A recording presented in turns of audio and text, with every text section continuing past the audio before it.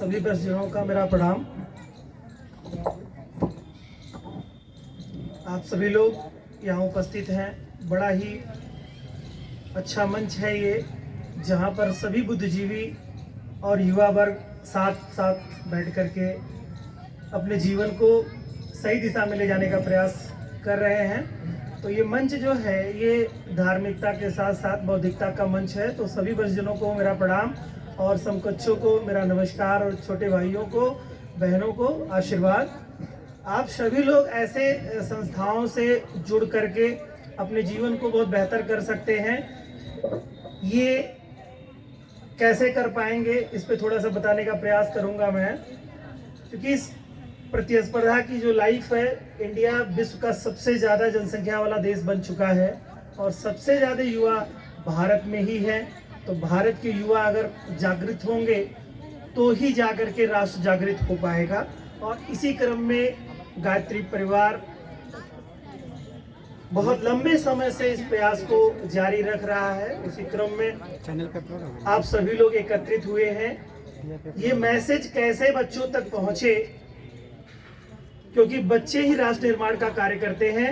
राष्ट्र निर्माण में सबसे महती भूमिका युवाओं की होती है, क्योंकि युवा अपने करियर को बना रहे होते हैं। कोई डॉक्टर, कोई इंजीनियर, कोई शिक्षक, कोई आईएएस, कोई पीसीएस, इस तरह के परीक्षाओं के माध्यम से आदमी अपने जीवन के करियर की शुरुआत करता है। तो सबसे ज़्यादा इम्पोर्टेंट युवाओं के लिए ही, किसी भी राष्ट्र के लिए युवा ही सबसे इम्पोर्टेंट होते हैं। तो युवाओं को ही सही दिशा में ले जाना सबसे महत्वपूर्ण चीज़ रहती है। उसी क्रम में ये गायत्री परिवार पूरी तरह से लगा हुआ है। साथ ही साथ इसकी यूथ विंग इकाई जो है, डिवाइन दिया ग्रुप जो है, वो प्रयासरत है और सारे वरिष्ठ लोगों का भी सहयोग इसमें मिलता है। बड़ा अच्छा लगता है मेरे पास जब ये लोग आए, तो मुझे भी लगा कि एक अच्छी चीज़ है। इसमें सभी युवा आते हैं, हमारे छोटे भाई बहन आते हैं और छोटे भाई बहनों को कैसे एक सही दिशा में ले जाया जाए। हमारे शिक्षक बंधु बहुत मेहनत करते हैं, बहुत प्रयास करते हैं कि बच्चों को जिस फील्ड में वो जाना चाहते हैं उसमें वहाँ तक पहुँचाएं, और सफल भी होते हैं काफ़ी हद तक। अगर सफल नहीं होते तो लोग अधिकारी कर्मचारी बन नहीं पाते, शिक्षकों का ही रोल रहता है। लेकिन वहाँ जाने के बाद में समाज में जीना कैसा है, कैसे जीना है, वो जॉब के बाद में एक चुनौती सी रहती है। और जब तक हम बेरोजगार रहते हैं या विद्यार्थी लाइफ में रहते हैं, तो हम कैसे अपने जीवन को सही दिशा में ले जाएं, कैसे हम सार्थक अपने जीवन को बनाएं, अपने जीवन को ऐसा बना पाए कि लोग प्रेरित हो हमारे जीवन से और एक सद्विचार का सृजन हो। गायत्री परिवार जो प्रयास कर रहा है, इसमें सबका कॉम्बिनेशन है। इसमें हर तरह के लोग हैं, जो ग्रामीण पृष्ठभूमि से जुड़े हुए हैं, शिक्षित नहीं भी हैं, और बहुत सारे ऐसे हैं जो कि बहुत बड़े बड़े पदों पर आसीन हैं, व्यवसाय में बहुत आगे उनका रोल है। ये सभी लोग मिले हुए हैं और इन सभी का मिलकर के प्रयास है कि कैसे राष्ट्र को जागृत किया जाए, कैसे युवाओं को जागृत करके उनको नई दिशा प्रदान की जाए कि वो राष्ट्र निर्माण में महती भूमिका अदा कर पाए। देखिए होता क्या है कि सभी जब बचपन में होते हैं, छोटी क्लासेस में होते हैं, तो वो स्कूलों में जाते हैं, संस्कार सीखते हैं। पहले तो स्कूलों में ज़्यादातर होता था जो सरस्वती शिशु मंदिर जैसे विद्यालय जो हुआ करते थे, वहाँ पर तो बहुत सारी मॉरलिटी सिखाई जाती थी, बहुत सारी चीज़ें नैतिकता के बारे में बताया जाता था। लेकिन धीरे धीरे समय के साथ ये नैतिकता का भी, मुझे लगता है वैज्ञानिक युग में बढ़ते बढ़ते नैतिकता का पतन धीरे धीरे होता चला गया। आजकल के जो छोटे बच्चे हैं वो पूरी तरह से कंप्यूटर बेस्ड ज़िंदगी उनकी हो गई है। जैसे अभी बताया भाई ने कि आजकल जो कंप्यूटर का जो क्षेत्र है, इसमें ही सारे लोग जा करके अपने संस्कारों को काफ़ी हद तक भूल चुके हैं। और कह सकता हूँ मैं, हो सकता है कि थोड़ा अटपटा सा लगे कि संस्कारों को थोड़ा भूल रहे हैं, क्योंकि बच्चों को ऐसा कोई माहौल नहीं मिलता। कोई अभिभावक आता है तो उसको रिस्पेक्ट नहीं सिखाया जाता कि कैसे रिस्पेक्ट करनी है, वो हेलो हाय करके बात करता है। तो बच्चों को ऐसी परवरिश मिलती है जिससे कि बच्चों का एक मानसिक संतुलन उसी के परिप्रेक्ष्य में बदलता चला जाता है। तो ये बच्चों का दोष नहीं है, ये कल्चर का एक दोष है। तो जो अभिभावक और जो बच्चे इस ग्रुप में जुड़े हुए हैं, यानी इसी संस्था से जुड़े हुए हैं, या संस्था में जो कहीं न कहीं किसी माध्यम से वो विद्यालय के माध्यम से आए हैं, उन सभी जिनके माध्यम से, जिनके विद्यालयों से जो बच्चे आए हैं, निसंदेह बहुत ही अच्छा कार्य वो बच्चों के लिए कर रहे हैं, क्योंकि जीवन निर्माण तो उनका हो ही रहा है, लेकिन व्यक्तित्व निर्माण कुछ ऐसी संस्थाओं के माध्यम से मुझे लगता है कि ही हो पाएगा। अन्यथा वो बच्चे क्या होंगे, अपने जीवन में सफल हो जाएंगे, लेकिन ये चीज़ें उनको नहीं हो पाएंगी कि कैसे हमको क्या करना, अपने अभिभावकों के साथ कैसे बर्ताव करना है, कैसे हमको समाज के में कैसे रहना है, ये तमाम सारी चीज़ें वंचित रह जाती है। तो परिवार के माध्यम से आप इंजॉय करते हैं, एक तो ग्रुप मिलता है, कोई मंच मिलता है जहाँ आपको अपना प्रोग्राम दिखाना होता है। जैसा भी कुछ बच्चों युवाओं ने मोटिवेशन के तौर पे आप लोगों को बताया कि नशा कितना हानिकारक है, कितना घातक है जीवन के लिए, लेकिन हम लोग क्या करते हैं, देखते हैं और सुनते हैं, इंजॉय करते हैं, फिर भूल जाते हैं कि क्या है एक्चुअल में। युवाओं को या हमारे वरिष्ठ जन जो हैं वो कैसे किसी को सही दिशा में ले चले बच्चों को, इसके लिए यही सब संस्थाएं हैं जो कि कुछ धीरे धीरे अपना प्रयास करेंगी और धीरे धीरे उनके प्रयासों के माध्यम से ही सृजन हो पाएगा। क्योंकि जनसंख्या तो आप जानते ही हैं, इंडिया सबसे नंबर 1 कंट्री के रूप में हो चुका है। अभी आंकड़े नहीं आए कि इसकी जनगणना चूंकि हुई नहीं, तो आंकड़े अभी आपके पास है नहीं, लेकिन बाकी जो अंतर्राष्ट्रीय स्तर पे जो आंकड़े हैं, पैमाने हैं, उस हिसाब से विश्व की सबसे ज़्यादा जनसंख्या वाला देश भारत हो चुका है। और युवाओं की सबसे ज़्यादा पूरे विश्व में अगर बात करेंगे तो युवा भारत में ही है। तो भारत का अगर युवा पढ़ता लिखता तो है ही, अगर वो संस्कारवान होगा तो एक जो वैदिक सभ्यता के माध्यम से जो एक संस्कार, जो एक सभ्यता का जो सृजन हमारे आदिकाल से हमारे जीवन में रहा है, वो हमको अपने परिवार में देखने को मिलेगा। क्योंकि आजकल के जो युवा हैं या जो तमाम सारे लोग हैं वो क्या कर रहे हैं, एक समय के बाद में अपनी जॉब को प्राप्त करने के लिए संघर्ष करते हैं, युवावस्था उसी में व्यतीत कर देते हैं, और उसके बाद में एक समय आ जाता है कि जब वो जॉब पा जाते हैं तो माँ बाप को फिर वो उतनी केयर या ध्यान नहीं दे पाते, या समाज में किसी वरिष्ठ व्यक्ति के साथ कैसे बर्ताव करना है, कैसे चीज़ें करनी है, वो नहीं समझ पाते हैं। मैं देखता हूँ बहुत सारे युवा हमारे पास आते हैं जो कम से कम ग्रेजुएशन, पीजी, बीएड इस तरह से होते हैं, लेकिन उनके अंदर कहीं न कहीं मॉरलिटी का अभाव मुझे दिखाई देता है। तो वो कहीं न कहीं उनको कोई ऐसा प्लेटफॉर्म नहीं मिलता सिर्फ परिवार के अलावा। और बच्चे आजकल धीरे धीरे एडवांस होते जा रहे हैं, तो फैमिली के मेंबर्स को कुछ समझते नहीं है। तो कोई ऐसा मंच होना चाहिए जहाँ पर उनको सिखाया जाए, समझाया जाए, या थोड़ा उनको बताया जाए कि आप जो कर रहे हैं कितना हद तक सही है, कितना हद तक गलत है।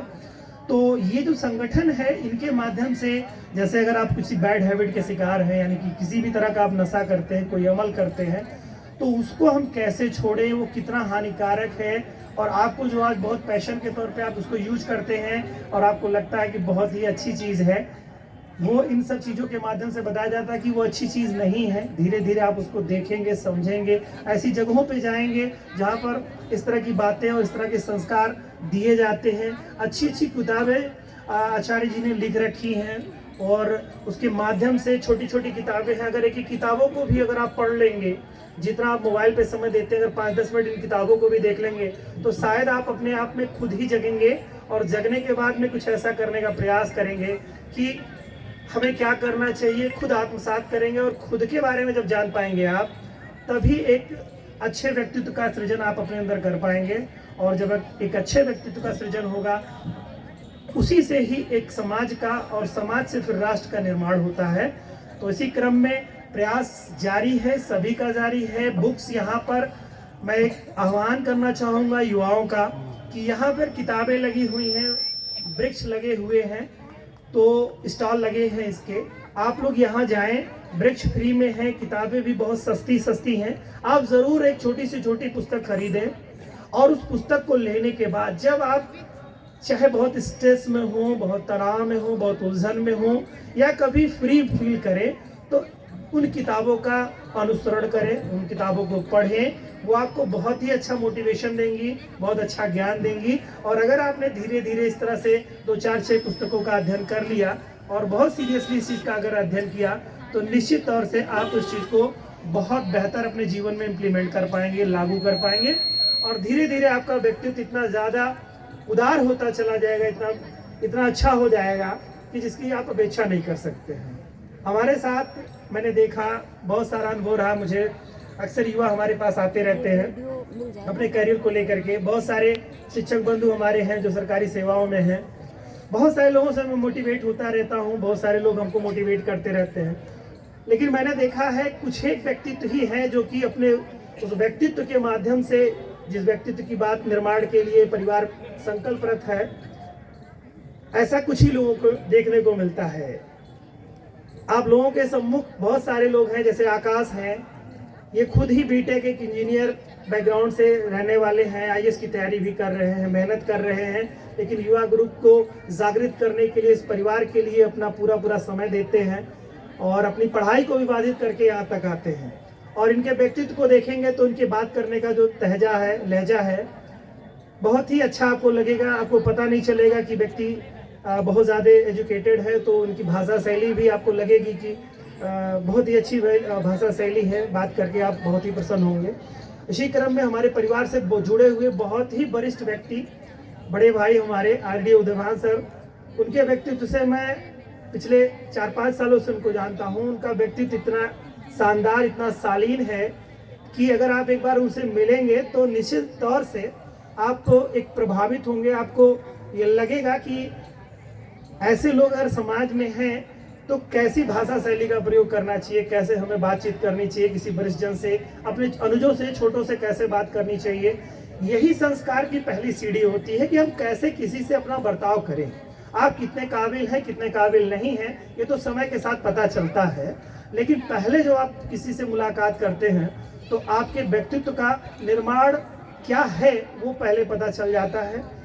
बहुत सारे लोग होते हैं जिनसे बात करने का लोगों का दिल करता है, बात करते उनको टाइम का पता ही नहीं चलता है, क्योंकि उनके अंदर बहुत ही अच्छे व्यक्तित्व का निर्माण उन्होंने कर रखा है। तो मैं चाहूँगा कि इन बड़े लोगों का, जैसे मैंने नाम लिया, बहुत सारे बड़े भाइयों को, जैसे देवा सर करके नाम से सर हैं और बहुत ही शालीन उनका भी व्यक्तित्व है, बहुत अच्छी स्पीच देते हैं, मैंने स्पीच वगैरह भी देखा है।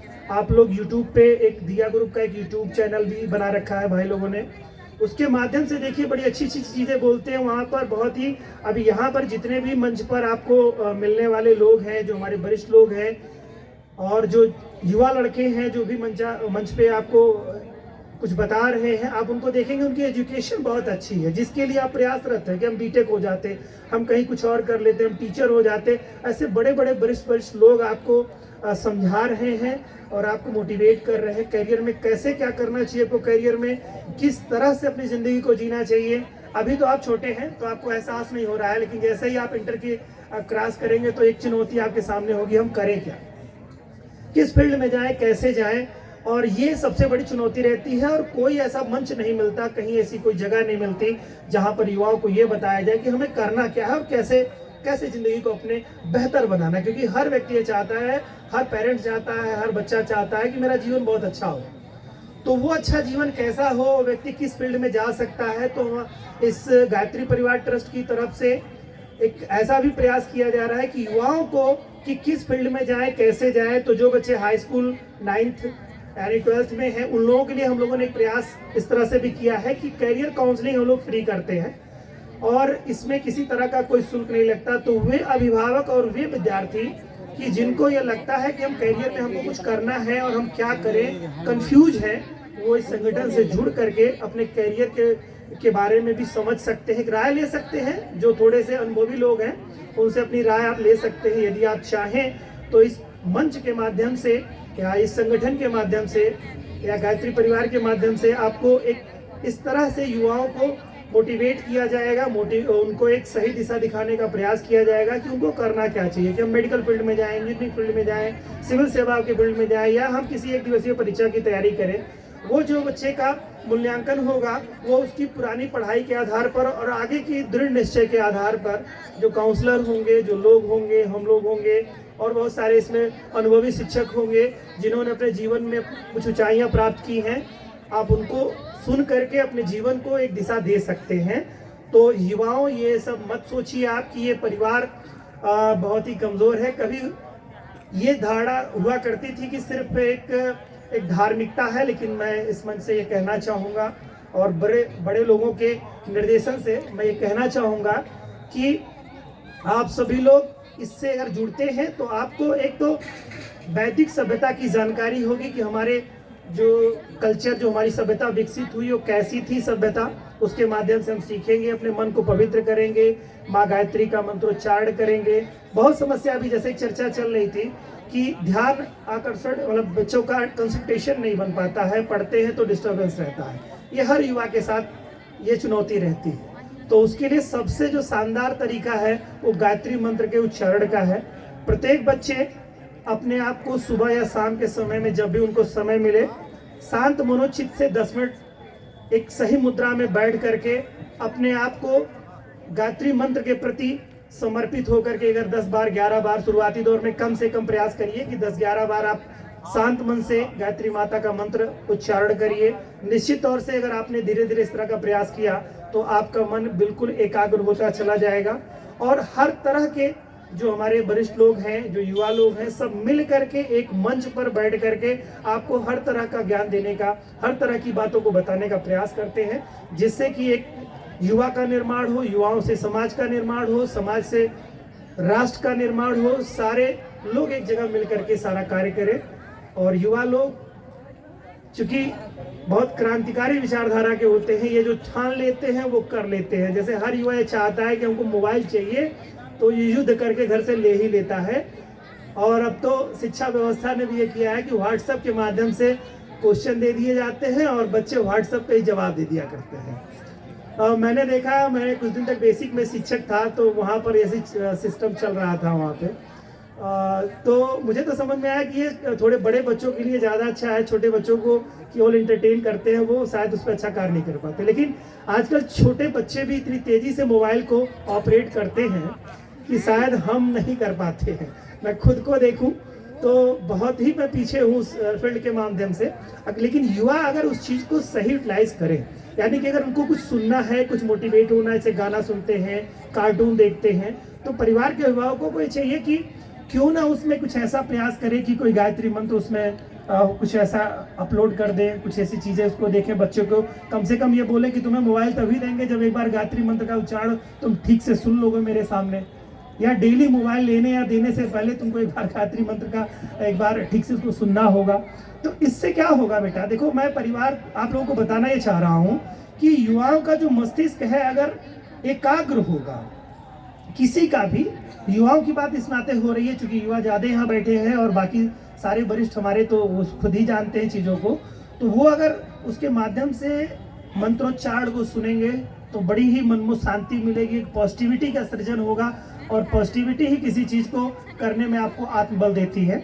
और इससे फिर आप अपने जीवन का एक अच्छा निर्वहन, अच्छा जीवन का आप एक निर्माण कर पाएंगे और इससे एक बेहतर जीवन का आप संचालन कर पाएंगे अपने साथ। तो बस मैं इतना ही कहना चाहूँगा और बहुत बहुत धन्यवाद जिन लोगों ने मुझे अवसर दिया।